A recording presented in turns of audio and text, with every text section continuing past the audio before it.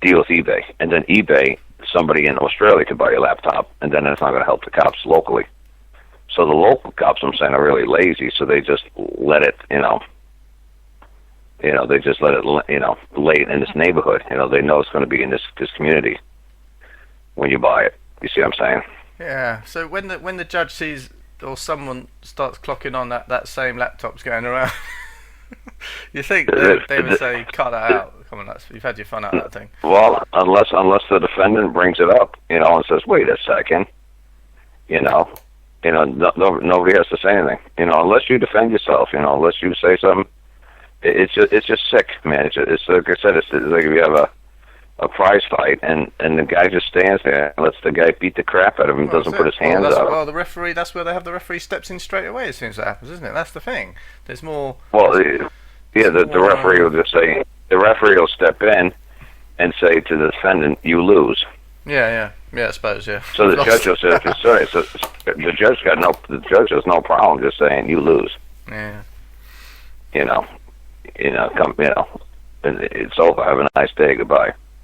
Well, go to prison or pay a fine. It's sad, man. I mean, it's just, because if you won't defend yourself, you lose. And you don't know how to defend yourself. It's like, I never played a game like this. I don't know what you want me to do. Mm. It's sad, just watching people not having a clue what to do. Well, we're getting there slowly. I think it's starting to click with me. I am very slow to learn, but once it's in there, it's there. It's like it's on stone. It takes time to chisel that thing into my brain, but once it's chiseled in, it'll stay there, and it'll be easily recallable. But, yeah. So that's kind of a funny thing, isn't it? When they define you, let's say you're the defendant, or they say, "Oh, that's a car," or they say that's a dwelling house is the new buzzword that I love, this dwelling house thing, because you don't go into an estate agent. I don't know what you call them in America, estate agents. When you go to buy a house, you walk into a shop that I don't know what you call them over there, but it's called an estate agent over here. And you don't go in there and say, "Hello there, I'd like to buy a dwelling house." It's just no one says that. It's just like, what?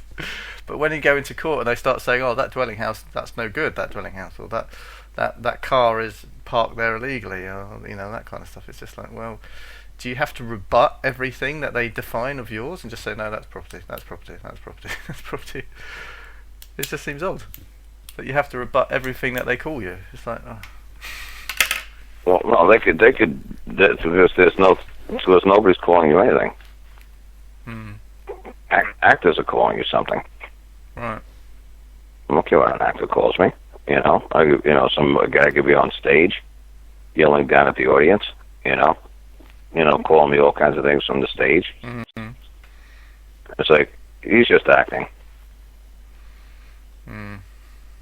He was acting. So what if you went to a theater and this was like an active theater group, mm-hmm. and active theater group decides to start yelling at the audience.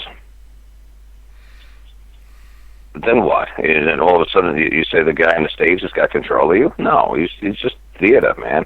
Exactly. It's like hot air. It's hot air, isn't it? He's just up there acting. And you just fucking going for it. You're just like, oh wow, man, Give him a round of applause. He's like, wow, they're really good actors. Yeah. You walked into the little theater. It's just like a surgeon going to the operating theater. You go into the theater, and they're going to slice you up. You walked into the theater, you think what's going to happen? They're going to act like surgeons. Yeah, this is my first time. I guess you forgot to tell. I guess you forgot to tell. I guess you forgot to tell the theater, the surgeon, an operating theater. I guess you forgot to tell them. You don't need brain surgery. Yeah, you'll be good at that. You're a family of butchers, aren't you? Well, like I said, you forgot to tell him. Yeah. It's not his fault. You just walked in there, and he just, he walks in and he just services you. He's like, oh, well, I guess this guy needs brain surgery.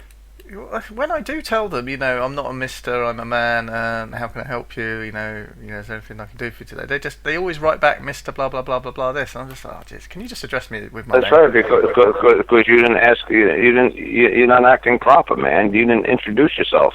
Mm. And then you didn't ask them, may I have the pleasure of who I'm speaking with? Yeah. See, you don't do that. You're talking to a fucking pine cone, and you're pissed off that the pine cone isn't talking back to you, that the pine cone's ignoring you. And you look at it like the pine cone's crazy. No, you're crazy. Yeah, probably. No, you are. And not probably, I'm telling you are. Well, you're waiting for a response from a pine cone. You're saying, well, you say, I'm a man. And, okay, Mr. Pine Cone, I'm a man, Mr. Judge Pine Cone. Hello, Mr. Snow Cone. I know. I always write to him like, without title. I just write to him like, "Hi, Bob. Greetings, Bob. Hi, my name." So what? He doesn't have to say that he's Bob just because you called him Bob. Oh, yeah, okay. Doesn't mean he acknowledged you. He doesn't have to acknowledge you just because you called me on the phone. I don't have to acknowledge you. Mm. Just because you called him in the middle of a courtroom, he doesn't have to acknowledge you. Mm-hmm. It's nice if he does, but you didn't say introduce yourself in a proper manner. You just started jabbering away like some little troll. Yeah. And like, yeah. And there's an old man sitting up there saying, yeah, great. Okay, Junior. Exactly. That's just lovely. He's like, oh, he says, he'll call you an ass. He's like, what an ass. You don't even know how to introduce yourself. It's like, you don't think I know what I'm talking about? Like, let me put it this way. Everybody calls me up on a freaking just says, hi, Karl. How you doing today? Nobody says, hi, Karl. This is Bob. I'm calling from UK. And I'd like to talk to you about this. Oh. People just say, hi, Karl. And I go like, maybe this is Karl. I don't know. Let me go see if he's been. Yeah, my bad. I don't know. And no, everybody does it. No, nobody. Everybody. You're just busy with what you want to do, and you're not caring what the judge. You don't care about the judge. Just like no empathy there. It's just a one-way street. It's what you want to accomplish today. Well, what does he want to accomplish today? You don't care. Well, wouldn't you? Well, that's what I say to people. I suppose you gotta know. You gotta know what does the other side want to accomplish, and try to and see that they get what they want as well. Well, let's put that back to your analogy about the boxing fight then. So you're saying that the guy's in the boxing match, he's not getting a fair fight, he's going to get beaten up, the judge is going to intercept, say, look, you're rubbish at this, fight's over. And then he's putting it on the other foot. Obviously, from our point of view, we don't want to lower ourselves to that kind of I would say lower to that, because that's obviously right. The referee's just going to walk right past the guy who just the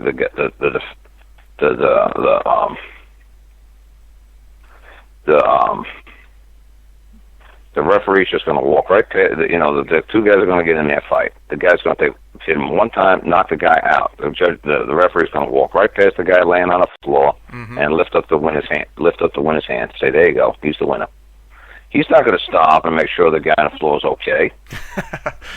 No, yeah. Well, he walks over the other guy. He walks over the other guy, lifts the guy up in the hand, and says "winner," and walks the guy around the ring. Mm-hmm. That's it. But I suppose then, if that's technically what the legal society does to the ordinary folk, right? Let's turn it around and say, right, then we bring the legal society into the common law kind of thing. Then essentially the possibility is there to do the same back to them, if it's all done proper, if you like.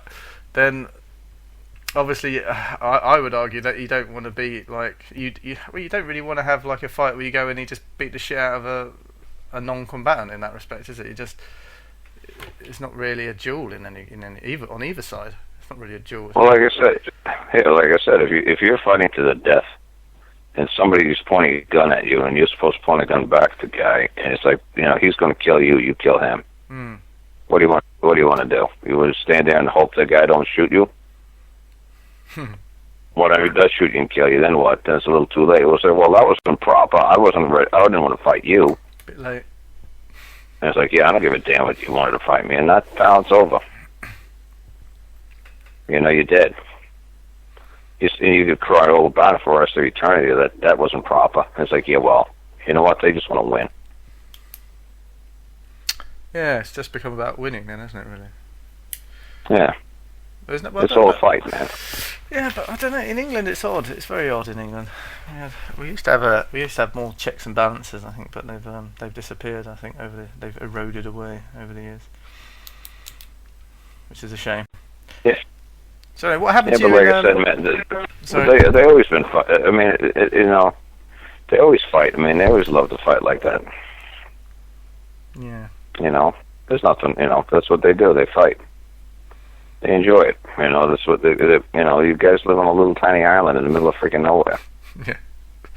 It isn't like you live in Hawaii on a nice island down there. We, hang out on the beach all day. Yeah. I mean, it's pretty gloomy over there most of the time. So you know what? Might as well make it a little bit of fun. Spice it up a bit. Might as well fight a little bit because there's nothing else to do. What are you guys going to do? Sit on an island for the rest of your life and then what? Eat potatoes? That is Ireland. We like potatoes too, though, and I'm sure you do as well. That's right. You do the crisps. Yeah, that's right. I was going to ask about, because you always talk about your dad being German. Is your mum Irish? Scott. Well, that's okay. That's kind of one and the same thing. Yeah, the Scots came from Ireland originally. Yeah, the Irish and English, they're a lot alike. No, Scotland, Ireland and Scotland. The Scots. Oh no, I just like pissing English people off by saying the Irish and the English. They're basically the same. Yeah, well, I think there's more similarities than anything, but I think it's more the Irish hate us because the Crown. The thing is, like, the actions of the Crown and the people in charge of the Crown, of course, has caused the issues for like the English common folk, if you like, because we've not been aware of what's been going on. We just get paid money to go over and butcher people and basically do the Crown's will. So when the Crown's over in Ireland trying to divvy up new counties and lands and titles and stuff like that, and then the Irish are getting a bit pissed off, it all comes back to the English bunch of so and so's, and it's actually it's technically it's just business. I always give the Irish a hard time. I always tell them, look, they said, like, can you do a show over here in Ireland? I said, nope. They said, why not? I said, because all the real men left Ireland 120 years ago. It's true. They either left to come to the States, or they were killed. And the only ones that are left are the ones who were too big of a pussy to fight, or too much of a coward to get on that boat. Yeah. I said, nobody would take what you guys have been taking all these years and just, That's true, actually, yeah. I said, you guys left years ago. The real men either died, they either died, or they got on a boat and left. I said, so all you guys are just going to do is sit around and whine about the Crown this and the Crown. You're never going to do anything about it. You're just going to keep whining. Mm. I said, so why even bother? Exactly. So anyway, there was a call around Skype the other day about Karl's gone missing.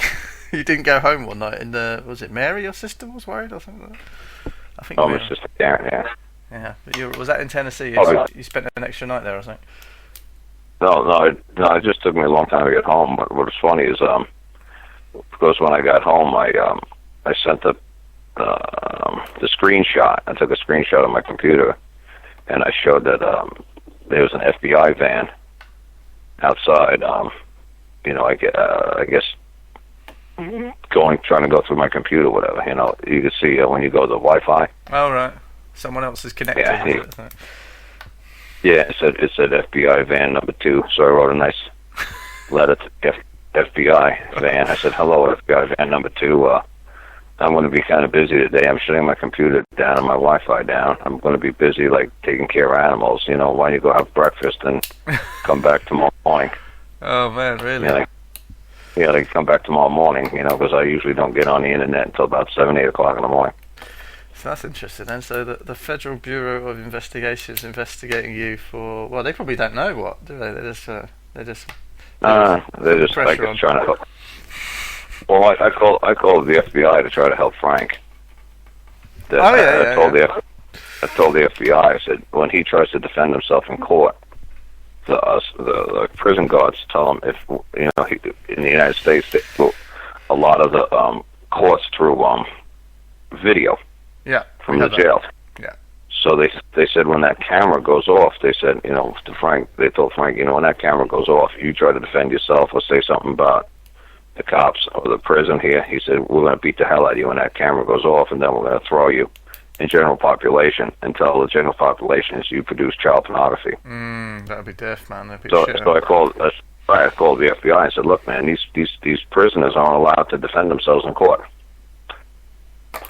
They just have to say they did it, or when they come back to the prison, they're gonna get the shit kicked out of them. Yeah, that's better. By the prison guard. Yeah, well, no, but that's the thing. I mean, even in like prison documentaries and things like that, whenever they hear about the kiddie porn people, they fucking go mad on those people. A lot of them get killed in prison once they find out you're doing kiddie porn. It's like, yeah. Right.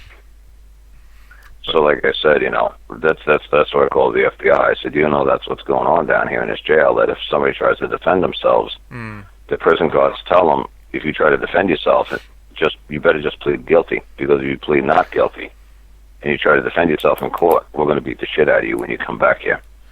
So is that how USA is organised then? Is it like the feds can come in and sort of, because you know about the Alabama, is it the Franklin building or something? What happened over there? So is it the feds have the have the power to come in and say, right, we need to sort this out. It's got a bit messy around here. Right. Is that what they're there for? That's what happens. Right. Well, that's what they do. They could come in and they could call up the National Guard, and the National Guard could take over the state. And is that all based from Washington D.C.? Is that their like home base? Is it the feds? Is that where they're based? Or are they just all over the place? Yeah. No, that's where they would. All right, the base of operation. Right. That's where it would be. Yeah. No, it's an interesting system, because obviously states could. I'm surprised not more states have had more problems over the years, because there's so many of them. It just takes one to go a bit rogue. Yeah, it's interesting, because like Texas was going to do that a couple of years ago, but Texas never really, they never really joined the United States. They're there, but not there. And the United States said, if you guys try to pull any nonsense, we're going to we're going to look at you like a foreign nation, and you're not going to be able to fly any airplanes out of Texas over the United States. So that's what they told them. They said, you're not going to be able to fly any planes over the United States. Exactly. So Texas kind of stopped, acting like a bunch of badasses, and realized, we're going to be stuck here in Texas. We're going to have to fly over Mexico or whatever, but we're not going to have any ability until we make a treaty with the United States. So they were like, that, But they thought about it. They thought they were getting a little cocky and saying, well, we're Texas, and, we don't have to abide by the United States, blah, blah, blah. They said, okay, fine. You want to make your own country? That's fine. Exactly. Now you got to make it till then you can't fly over the United States airspace. Well, it's like the whole every facet down to individual life. You want to be self-governing. Well, you got to have your own. You got to run your own libraries, or if your local community doesn't want to be part of the legal system, you got to run your own courthouses. You got to run your own water supply. You got to, if you want to disconnect yourself completely. It's an interesting. Yeah. It's an interesting kind of web that you're kind of like entwangled in, this like massive legal web, and you can't just remove yourself from it completely. Right. Like they said. Yeah. Like they said, if you want to be. Right, you want to be independent. You're going to have to get your own treaties with this country. Then you're going to have to get your own, make your own passports, your own everything. Yeah, it's no different on an individual level than a state level, really, isn't it? And it's all goes. Right. Yeah. So if I may, as it's early morning, Mr. Karl, Mr. Lentz, should I say? Can I ask a little question? Just one little question, and if I could petition the Lentz brain for an answer, that'd be lovely. In your claim, let's talk about your claim that you made against Alabama. You did nature of claim, and then it's a forgery, wasn't it? Uttering a forged commercial document into the public or something like that, or was that Barley's case? Maybe I'm getting mixed up, something like that. But So when you regardless of what the claim is, let's say it's whether it's like barratry or forgery or defrauding someone, or whatever the trespass is, essentially, it's like you've got, because if you're going to bring that into a court, you have to obviously, you're not messing around. You've got to actually be able to prove that. So when you're putting down in your paper with the Alabama, and I don't know, you've got the head of Child Protection Agency or whatever they call it over there. So Joe Bloggs. So Joe Bloggs has brought this into the case, into the public, and he's relying on this as the strength of the reason why he's taken your property away from you. So exactly when you're looking at it and you finally found that forged contract, essentially agreement, you've got to obviously put that into your court case. And I'm just struggling, like, with all the things that are going wrong with the farmer guy that I'm helping. I'm kind of like saying, well, yeah, the barratry's a possibility. You know, there could be defraud is also, you know, probably agreeable by a jury, and you got administrating property without rights. These are all like different things. I'm thinking. I'm just saying, are these? I know you said you got to go after these trespassers like one at a time. You don't stick them all on one. Oh right, yeah, it's crazy. Right. Yeah, so you go after them one at a time. So you're going to have essentially you're going to have 3 cases, but you'll have them heard at the same trial, if you like, you know. Yeah, you could. It would be efficient. Yeah, it makes sense. Yeah. So, but I mean, let's just say, for example, barratry. I mean, I've been trying to research barratry because this guy's been in court for about 10 years trying to like send away these legal people. Obviously, he's had no idea how to defend himself because he's a cattle farmer and a builder. Essentially, he builds on his own land and he just makes money from renting out warehouse space or workshop space, and at the same time he's farming. So when it comes to like, you know, for example, the good example is the judge. The judge obviously uttered in open court, you know, you need to knock your house down or you'll be held in contempt of court. So, you know, in my opinion, that's obviously I mean, that's clearly an extortionary kind of ultimatum in a way. No, not really, because he's not talking to you. He's just acting. He's talking to another actor. Right. He's not telling a man what to do. No. Because it's just theater, man. It's theater. Dude, it's theater. All theater, all right. It's all theater. They can't tell a man what to do. It's all theater. And you just walked into this really cool theater where it's, you know, like theater participation. You know, they just, you know, I know you know what I'm talking about, where the theater groups, they you know, interactive with the audience, you know. Yeah. And that's what they're doing, they're interacting with the audience. That's all they're doing. It's theater, dude. Or like a comedian would ask the audience, "Oh, what do you do for a living?" Oh, that's very funny. Right, exactly. Right. And they'll say he'll say you can't do that, you know, he'll make fun of the guy and tell him, well, why don't I'm gonna take your house. And you know what, I think I'm just gonna go down there and I'm gonna take your house. Yeah. You know, and the comedian could just say that. I was like, oh, you know what, I'm just going to come step off the stage and take your wife. You know what? You ain't good enough. I think I'll take her. How did you get that guy? My God. All right, my God. You know, what are you kidding? You know, I'm going to come down the stage right now and I'm going to take her from you. Watch me do it. Mm. You know? And the same thing, you know, and everybody would get a big laugh, you know. Yeah, but unfortunately, that in that setting, as fictitious or as fanciful as it might be, or as, you know, theatrical as it might be, when a guy is obviously told to go there under threat of imprisonment or you know, some sort of warrant. Oh yeah, that's just a really cool theater. Yeah, that's just really cool theater, man. They're just really getting it like live, and you really think it's like, wow, man, they really got me convinced that time. Exactly. So the guys with guns and everything, man. Holy shit, man! Their costumes are unbelievable, man. You should have seen these costumes, man. True. Yeah, the costumes. Like real Shakespeare stuff, man. It is. So, and obviously they've tricked this farmer guy into believing that if he doesn't do what what they've told the actor to do, whether it's a case of mistaken identity now, obviously he doesn't realise he's watching telly. So he's now disassembled his house out of fear of going to prison. I know, no, he has actually done it. So he has actually. Like, I tried my best to convince him otherwise, but you know, it's just one thing I learned from you is that you can't knock someone off. If someone believes something, they believe it. And I think, you know, since the earliest pages of the Bible, I think everyone's had problems telling other men what to do or man what to do, and convincing people not to eat apples and you know, not to do anything. So we all have issues with that, you know. So no one can tell anyone really what to do if they got a belief, a conviction, if you like. So I actually said to him, so if you're going to knock your house down, you are convicted. You are basically, you've got a conviction. You're a convict.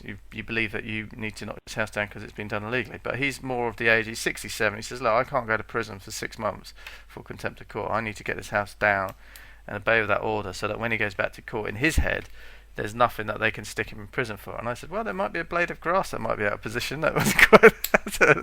Yeah. But yeah, he doesn't really. He just seems to think, now there's the time that he can comply with the order, tear his house down, and he's now looking to me to help him after the fact. And I'm like, yeah, you're making my life harder, man. So that's unfortunately that's where he is. And now where I am, I'm like, well, yeah. So we still put in a load of notices to the court, and we're going to give them over to the council when he's back from his little away trip. I don't think he can stand watching his house being demolished. So yeah.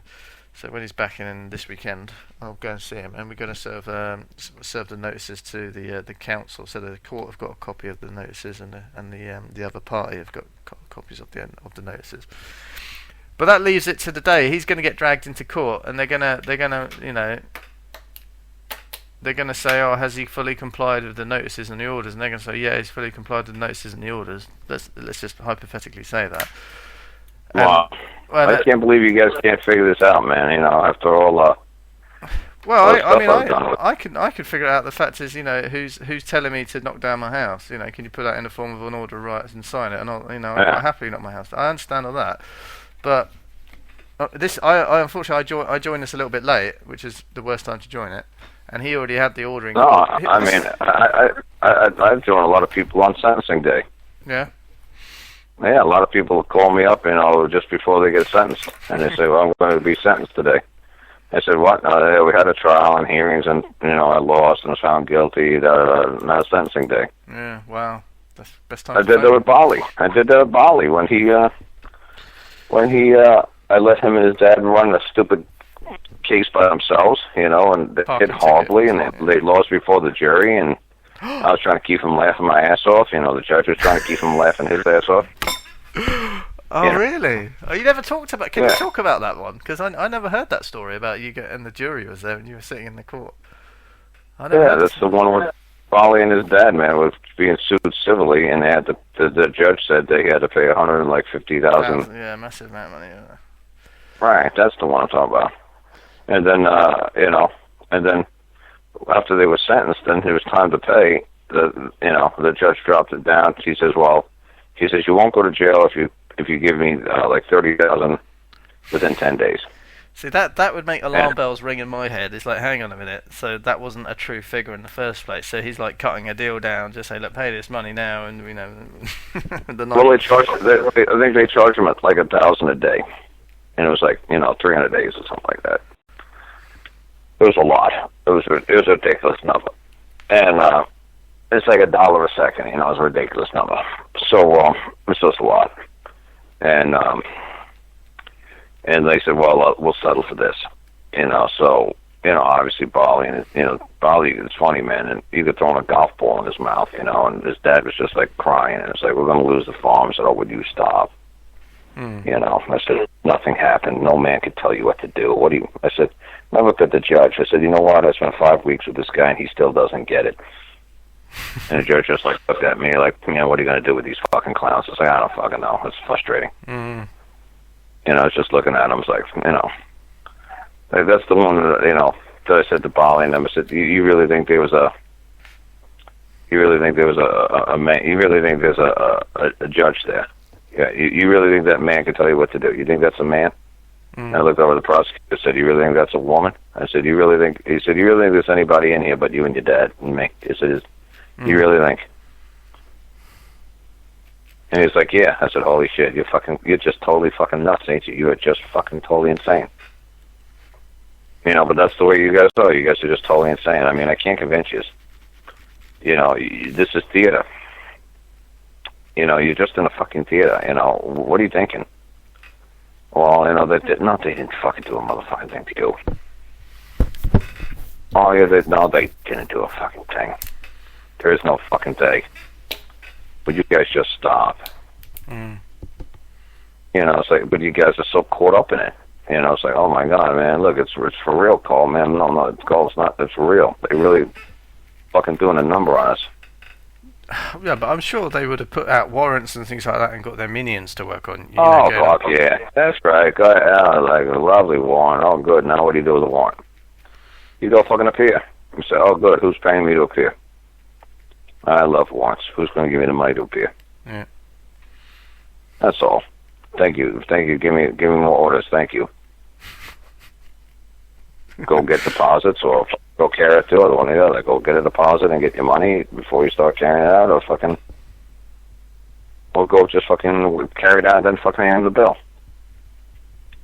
I mean, there's plenty of people call up my show and say, Karl, a judge had to pay me $500 for appearing, or a prosecutor had to pay me $500 for appearing. Plenty of people already been saying that on my shows. Well, that's a special appearances, isn't it? No, it's not a special appearance. You asked me to come here today. Yeah. You ask any man to do something for you. He's not your brother, man. You're not my brother. I'm not part of your club. I'm not one of you. Not a citizen. You're gonna pay me. Well, what? You're gonna pay me. Exactly. You're gonna pay me for fucking. Showing up. You asked me to do something. What gives you the right to fucking tell me what to do? You ordered. You ordered me to be here. And then you actually you pointed a gun at me. Exactly. So you're gonna pay me. That's a real gun, though, isn't it? Firing real bullets. Yeah, right. So you know what? You're gonna pay me. Because you pointed the gun at the man. You didn't point a gun at whatever the hell you were thinking I was. Mm. This ain't. I'm not part of your little acting group. I'm not. Did I breach the peace? Did anybody say that I caused them any harm, any damages? Like I said, that poor fucking attorney, is going off on him like that. Is there any damages? What? I said, what? Any damages? Anybody going to claim that anybody did anything wrong? No, there doesn't need to be anything wrong. Oh, jeez. What do you mean? You know how stupid you sound? I mean, if that guy listened to his own phone call, can you imagine if he recorded it too? That'd be great.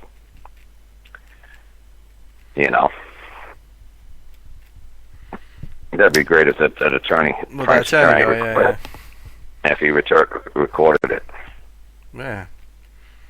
Oh, I love the way he sounded. You know what he sounded like when he lost it, and he started saying to you like, "Understood." It's just like, yeah. What the? Like, holy shit! He was such like a kid. It's like a little angry American kid. I was just like, wow, man, that's like, Yeah, because when you know that you're recording somebody, you try to keep them laughing, because they're like, wow, man, this is making great theater. Thank you, buddy. This is great. You're too funny. I couldn't ask you to fucking, act any crazy or goofy. Like if I paid you, it's like, hey, look, you know what? Well, let me call you up and let's pretend that you're mad at me, and let's pretend, you're Frank's lawyer, and let's just, That's right. You need to pay him for his lovely performance. That's only. Yeah, that's what I'm saying. I mean, the guy couldn't fucking act, better. You know what I'm saying? There's no way. I could have got the guy to act like that. They say act natural. Yeah. I could have told the guy, hey, look, man, this is all an act. We're gonna pretend we're calling each other. We're gonna pretend we're mad. Or we're gonna pretend you're gonna give Frank back his money. Let's just all pretend today. And it's like, all right, I'm into that. Let's do that. No, I mean, you couldn't pay to fucking. You couldn't pay some guy to fucking act like that. That was fucking great. He did a great job. It was hysterical. So poor old Frank then. It's probably. Well, what I was saying. I mean, if I asked the guy to perform, he would have been able to perform as good as he did. There's no way. No way the guy could have performed. If I asked him to fucking do it, if I just call him up and say, hey, man, how about we make believe you're Frank's attorney? How about we just make believe we hate each other? And let's just make believe. Well, I think that the hate, that it's not hate each other. I think the legal society has a certain amount of hatred for. I don't know. They realize it's all fraud, and if somebody's fucking. And when people figure out it's theater, and it's a game, and they don't have any more magical power over another man than any other man does. They don't shoot lightning bolts from their fingertips. They don't grow fingernails 3 feet long. You know, they're not really Wolverine. They can't really do anything. Well, you know, stick you in a little cell, not give you bail, in some hocus pocus court. Yeah, that's what I'm saying. You're not going the allegations of an infant. Right, but that's what I'm saying. You know, but like I said, you know, still no action could rise. I mean, I could say Frank did all these horrible things to me. I could say, oh, he took pornos of me, and he touched me, and come on, who's gonna believe me? You know, can you imagine that if I walked into court and I'm 50-something years old? I say this 65-year-old man took pornos of me, and he took me on the bed, and he took pictures of me naked, and then he touched me. And they're gonna say, "You got any proof of this, pal?" No. Well, but you know what you need to do? You need to get Frank out of his tractor trailer and harass him for a couple of days, and get a warrant out, take all his computers and cell phones and cameras, and look at him for about 4 or 5 months, and keep him in jail with no bail, no bond, until you figure out if he did it or not. They'd say, "Pal, get the fuck out of here." Well, this is why they should let him go now. They should, like, I mean, the thing is, the longer they try to keep the lie going, the more crazy and out of control the whole thing becomes. You know, they're just hoping the guy's going to drop dead and die. No, but they feed him like crap. They treat him like crap. Hopefully, some inmate will just fucking kill the guy, just beat the guy to death, and it'll be done. Oh, dear. I got a guy here helping me work on my farm. And he's a Mennonite. It's like an Amish, you know what I'm saying? They're really religious farmer people. Yep. And he was driving without a driver's license, okay?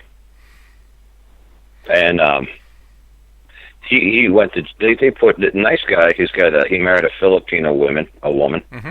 and had obviously his kids are half Filipino. And he's got a family here. They've been here for 5 generations, you know, doing the farm.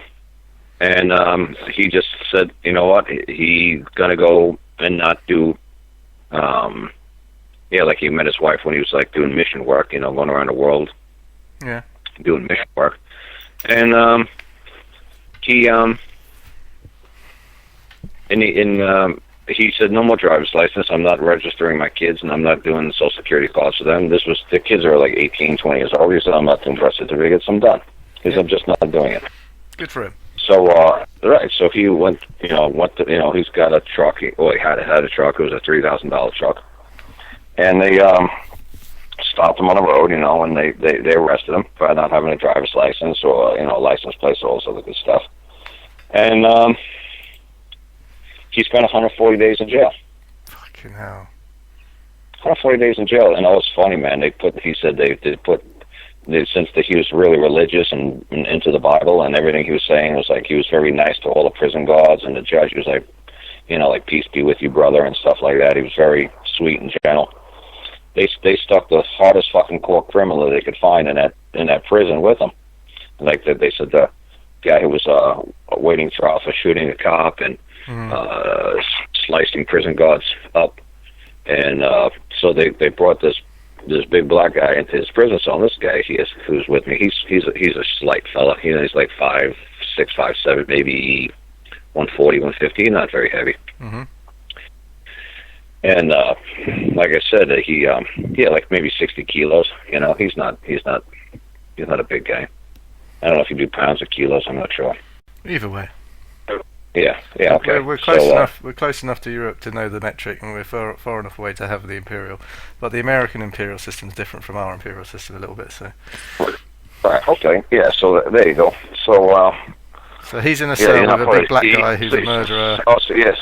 So you're not part of the EU yet, huh? We're having a vote. Well, them guys are having a vote to leave it, and I think we are going to leave it. So back to the Commonwealth for us. Yeah, so like I said, he spent 140 days in jail. But it's funny, they said they brought this big black guy in there who was real hardcore, like hates cops, slices up the prison guard, shoots cops. He's just a badass prisoner. And they bring him like all the shackles and stuff like that to the guy's cell. And this guy's just like a Bible guy, who just doesn't want to. Well, they're probably telling the black guy, yeah, go in there, have some fun. You know what I mean? That's probably what they said to him. Right, so it's funny. He said when the black guy got into his prison cell with him, he said the first thing that he said the black guy did, he says, is he rolled down his lower lip, and he showed the white guy. He said the razor blade in his lip. Oh, fucking hell! And he says, I just wanted to slice up that prison guard's face so bad, man. He says, I was 2 seconds away from just pulling this razor out and slicing him up. Oh, that's nice. He said, I wasn't going to kill him. He said, I was just going to fuck him up for life. I was just going to scar him up for life. And so, like I said, it was funny. He said he got along great with the black guy. Oh, good. It wasn't that the black guy hated people. The black guy hated authority. Authority means dictator. Yeah, I know. That's exactly what authority means. If you Google the word authority, it means a dictator. Authoritative, I think it is exactly translates to authoritative. It's dictator. Authority, dictator, right? So when it was funny, my mom said in court they said, "Well, Karl has a real problem with authority." I said, "Yeah, would have a real problem with Hitler and Mussolini and Mao, Pol Pot." I said, "Oh yeah, I have a real problem with dictators." The Queen. They're crazy. Well, maybe way back when she might have, maybe 500-600 years ago, but there ain't no queen no more. So, but like I said, maybe 500-600 years ago, she might have been crazy, but I don't know what she did back then. I don't think the Queen of England was that crazy. I don't think like the King of France or Spain was that crazy. Not like Pol Pot or Mao or Hitler. I don't think they killed millions of people. They're special, aren't they? Special kind of crazy. Yeah, that's a special level of crazy. So, like I said, it's called a problem with dictators. Of course he does. It's fine. He said, Karl has a real problem with authority. It's like, do I have a problem with dictators? Yeah, I do. I don't think Hitler was cool. Why do you people think? And yes, we do. We like I said, if you have somebody who says, you have a problem with authority, it's like, oh, you don't have a problem with authority? No. Also, then you're a little Hitler follower. If Hitler was here today, you would definitely fucking love Hitler, wouldn't you? Oh no, I hated Hitler. Well, he was a man of authority. Oh well, he was crazy. Oh, he was an authority figure. He was the head. He was the leader. He was the dictator. That's what authority means. So you would follow authority. You would just be a blind little Nazi, and you just do what the fuck you're told to do, right? And you say, yeah, you just step along with everybody else. You just want me to respect your authority, right? And you believe you're a dictator, right? And you believe you tell another man what to do, right? And you just want me to do it blindly. You don't want me to question. You don't want me to guess. You don't want me to ask, right? You just want me to do what you tell me to do. Yes. Well, then you're a little Hitler. Exactly. Oh, no, I'd say a little Napoleon Bonaparte maybe would be a better reference. Right. That's right. But like I said, I like doing the Hitler thing because Hitler fucking killed millions for no good reason. Yeah. At least Napoleon did. When he conquered a country, he brought democracy to it. He brought a form of republic to it. He set up postal. He set up zip codes. When he conquered a country and went to Egypt or something, he didn't destroy it. He's like, you know what? These are beautiful artifacts, and yes, I'm going to bring them back to France. But at least he's not like the Muslims who just find another culture and just destroy it. They just break all the statues and blow up everything, because it's not Muslim. Exactly. So there's a big difference, man. So your friend, who got stopped by the side of the road for not having any of the required, I dare use that word, required articles, was he put sweet as pie to the cops at the side of the road, or was? Of course, yeah. This guy's nothing but gentle. He does missionary work. I mean, this guy's nothing but gentle. So they still took him downtown and booked him and. Oh yeah. Easy target. Oh yeah. They don't care. Like I said, but at least he said one prison guard when he came out. He said he was a Hispanic, and he said he hugged him. He says, "God bless you, sir." Keep up the fight. So some even the prison guards realize, this guy's in jail for 140 fucking days for what? He didn't hit nobody with his truck. You know, he didn't do anything wrong to anybody. You know, he works, got two kids, Filipino wife. He, you know, knows the Bible. You know, like what are we doing to these people? But the thing is, right, this Philip, from my, I'm in a similar simulation to that guy. Like, I've got an Asian wife, but if my wife, like, let's say Filipino wife in this case, if she found out I was in prison for fucking 140 days, she'd lose her rag. She'd go mad. I mean, she'd absolutely lose her. You know, there's a risk of him like being kicked out. I don't know how much contact he had with his wife, and I hope they're still together. But oh no, like I said, they live on a farm for 5 generations. So that means, you know, for like 170 years, his family's lived in the same place. So you know, his wife's got, you know, hundreds of people in that community that will help her and her children. You know, right? They're a huge family, and then the church. You know, that's why they're trying to destroy the Church of England. So you people have nothing to go, you know, harbor to. You got no place to run. You exactly. know. Yeah, I know about that. That's on the to-do list, Karl. Don't worry. Oh yeah, they have to destroy the.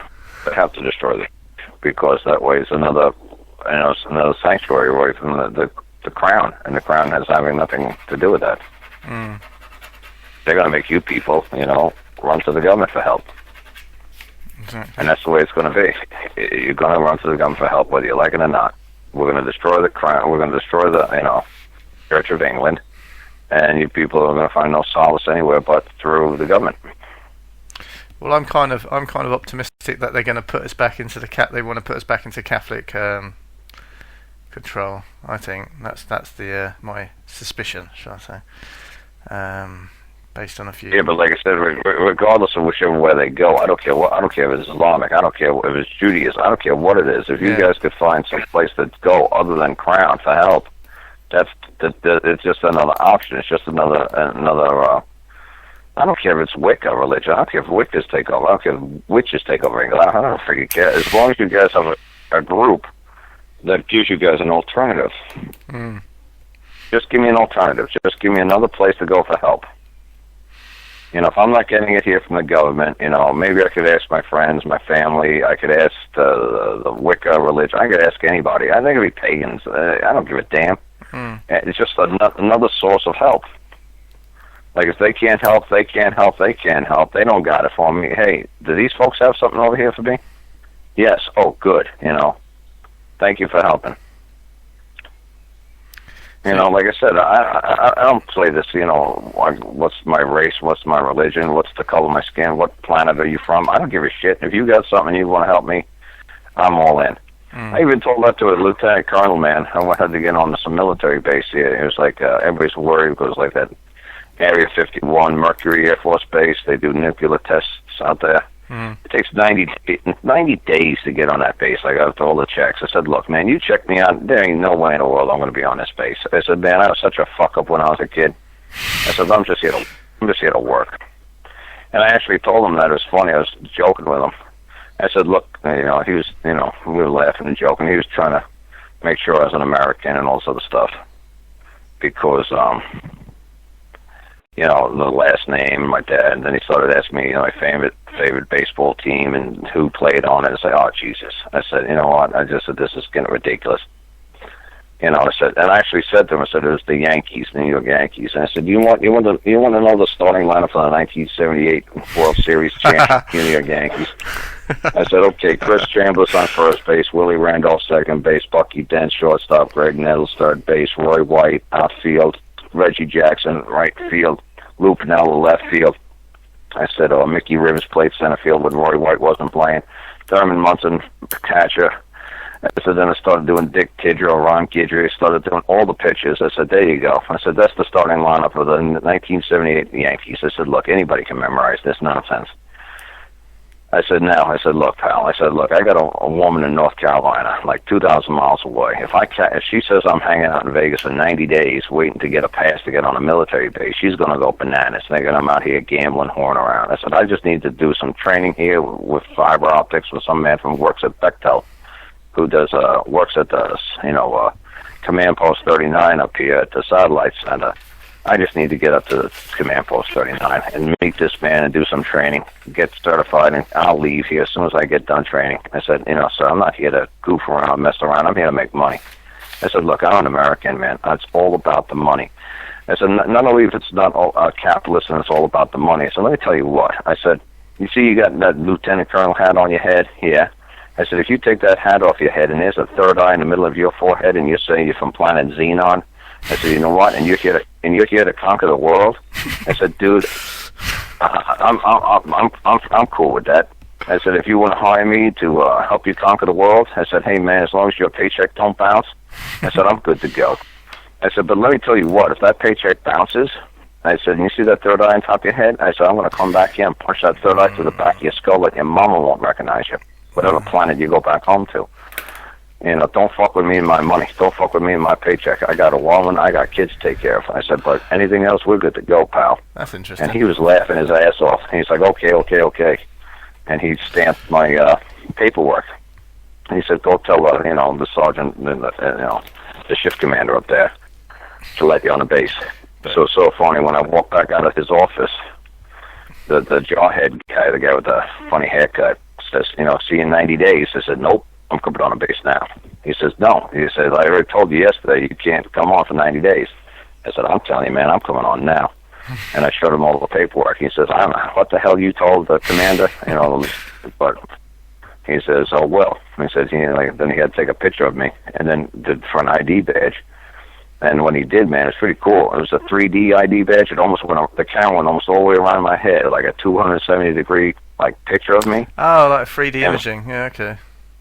It was a hologram. Yeah, but for 1999, I think it was 1998, 1999, I'd say it is. Yeah. To take a picture, that was amazing. To see my head like a face in a hologram. And I tried to keep the badge, but obviously when I left the base, they said, if you don't give me that badge, they said, until that badge comes in, it was funny, it was a black guy working the gate at the front of the base. He said, oh, where's the badge? Where's the badge? I said, what? Oh, I said, holy cow. I said, what if I lose the badge? What happens? He says, welcome to Mercury. That's the name of the base. All right. He says, I said, what? He says, you stay here until the badge shows up. Yeah. I said, well, I said, it's snowing. What happened if it fell in the snow? And he said, well, you better hope in the springtime when the snow melts, somebody finds it. I said, but this place is, 50 miles by 40 miles. I said, what happened? He says, well, until it shows up, you can't leave.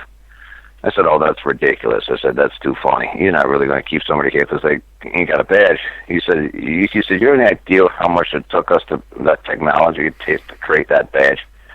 He says, until that badge shows up, you're not going anywhere. And he says, you remember passing the barracks like at mile marker 5? He said, yeah, well, go back and pick up a barrack, and until that badge shows up, you ain't leaving. I said, well, what happens if nobody ever finds it? He says, you'll stay here until the day you die. Mm-hmm. I said, you're shitting me. He says, I shit you not. He said, no, you got that badge or what? I said, yeah, here you go. It was funny as hell. I was like, it's funny. They wouldn't let you leave. Take a photocopy of it. Yeah. Oh, shit. Yeah, that's what. Hang on, I got my phone going off. My daily duties. Right. So anyway, with your Mormon friend who got arrested and he got kicked out of prison after 140 days, thankfully alive and well. So did he forgive and forget, or did he get all Karl on them? Well, he didn't even get his truck back yet. So I think they said they auctioned it off. So obviously he's going to probably want to try to get his money. For that, because I didn't give anybody permission to take my property and sell it to anybody else. So it'd be nice to work with him here with that. That's a joke, but like though, I said, Karl, that's such a joke though, because like you said, the right to be let alone and just go about his daily life as a man walking around this little planet, and it's like, well, that's just a joke, really, isn't it? And from that point of view. Oh yeah. Oh, they think it's a joke, but like I said, because they think it's like I said, I'm not trying to destroy the legal society. Hang on a second. That's the man right now. Hang on a second. Shall I let you go?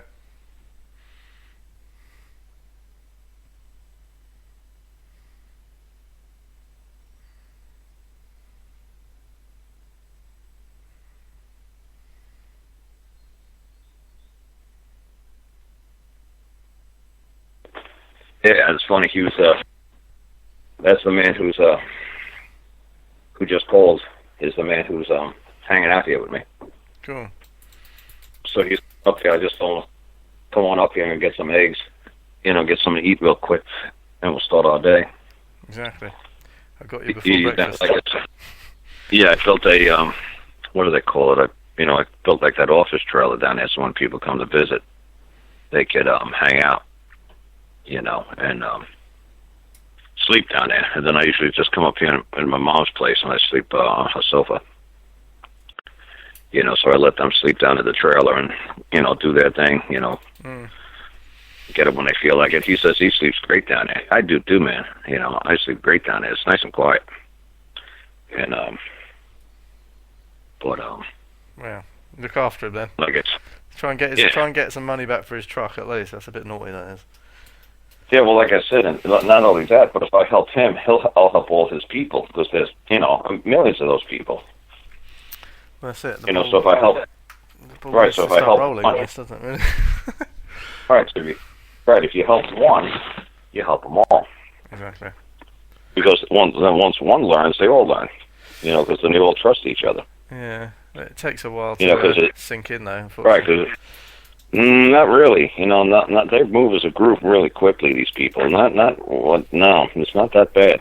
They're not like they're not like normal people, like you and me. They're not like that. They're not just we got to see to believe in. No, they move together as a community, like one mind. They move. Mm. So no, once they can see it works, they'll believe, and then they'll start moving. They don't have to say, well, I need to see it for 20, 30 years. No, they'll say, you know what, let's do this. So it's a lot different than what you're thinking.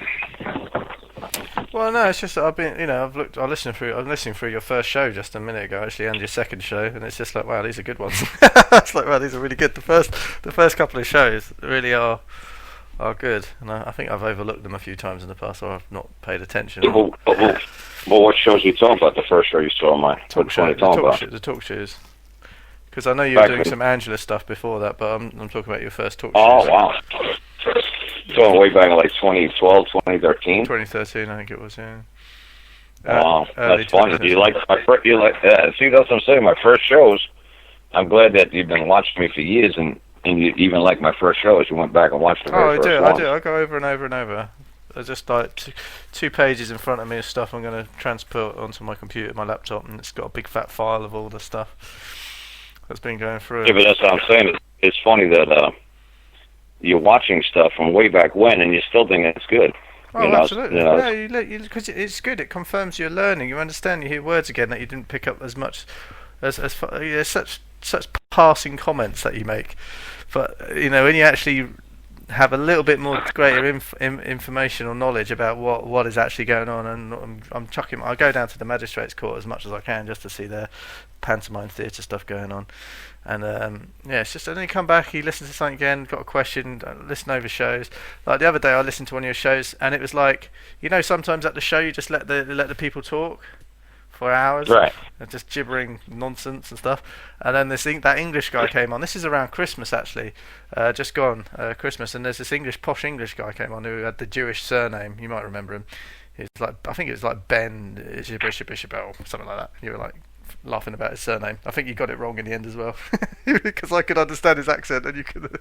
But he was saying about this whole Mister thing and how he went into court and it's like this Mister that, and I was always waiting for that one time where you would explain like this whole Mister game and the titles and how you got to earn the title through, it's got to be passed on, and you can't call yourself Mister until your dad's died and it goes to the eldest son and all this kind of stuff. I was just like, oh, that makes so much sense, and yeah, that was a good one.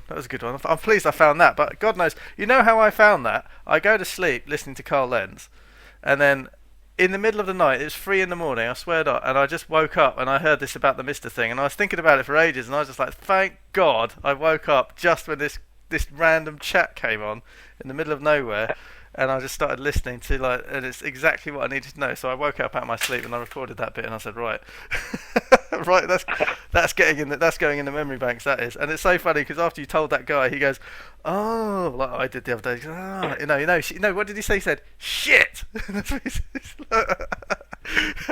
You're just like, yep. Well, like I said, it's funny, man. I always have people like you call me up, and I always say to myself, you know what? Instead of 50, 60, 70-year-old guys saying, you know what, I went to bed listening to you, I wish some Swedish girl called up and said, what? I dream about you. I listen to you. Nah, it's like I listen to you. I dream of you. I wake up hearing your voice. It's like, tell me more about it. Tell me more about it, sweetie. You've had your fun.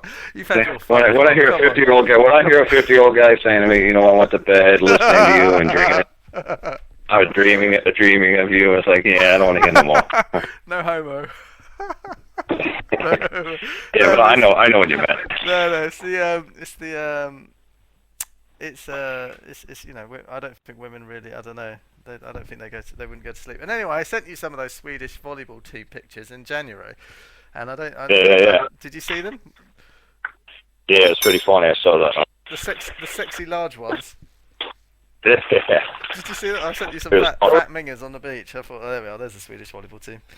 Your wish is my command.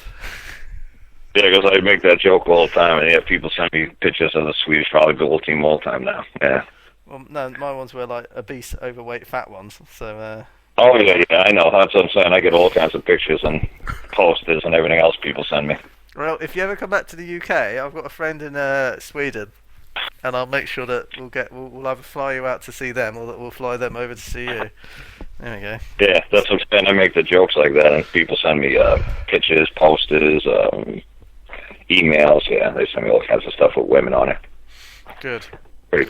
Yeah, it's pretty funny. Well, all right, Karl, I've got to go, unfortunately. So it's been a pleasure as always, and have yourself a good day. I know you're that's funny, man. Yeah, hang on 2 seconds. Just hey to John real quick. This is the man we were talking about. Hey, good morning. Hello. Howdy. How are you? Hey, I was talking to him. I was telling him about how many days did you say you went to jail? 4 days here recently, and 105 the first time. Oh man, that sounds like a. So is that the first time you've been to prison? No, third time now. All for driving.